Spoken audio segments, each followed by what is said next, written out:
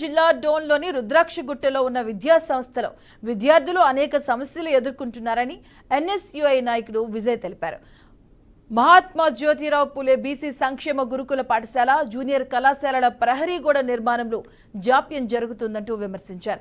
పలుమార్లు ప్రజాప్రతినిధులకు, అధికారులతో వినతి పత్రాలు అందజేసినప్పటికీ పనులు నత్తనడకన సాగుతున్నాయని ఆరోపించారు. పాఠశాల భవనం సమీపంలో ప్రహరీ గోడ లేకపోవడంతో అసాంఘిక కార్యకలాపాలు జరిగే అవకాశం ఉందని అన్నారు. ప్రభుత్వ ఆసుపత్రికి సంబంధించిన శవ నిర్ధారణ పరీక్షలు చేసే గది పాఠశాలకు అతి సమీపంలో ఉండడం వల్ల విద్యార్థులు భయాందోళనకు గురవుతున్నారని ఎన్ఎస్యుఐ నాయకుడు విజయ్ వెల్లడించారు.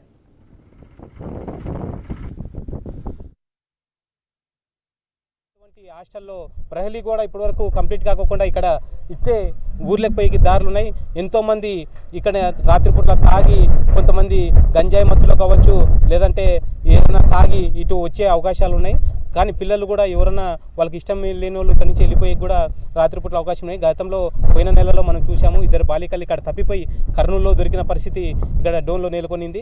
అయితే ఇప్పటికైనా ప్రభుత్వం వారు దీని మీద కొంచెం తొందరగా చర్య తీసుకొని పోయిన ప్రభుత్వాలు చేసిన తప్పులు మీరు చేయకోకుండా ఇప్పుడున్నటువంటి ఈ ప్రహరీ గోడని వెంబడే నిర్మించాలని కోరుతున్నాం. అదేవిధంగా హాస్పిటల్కి సంబంధించి ఇక్కడ పక్కనే ఏదైతే ఉందో పోస్ట్ మార్టం గది ఇక్కడ పక్కనే ఉండడం కూడా కొంచెం పిల్లలకి భయాందోళన కలిగిస్తుంది.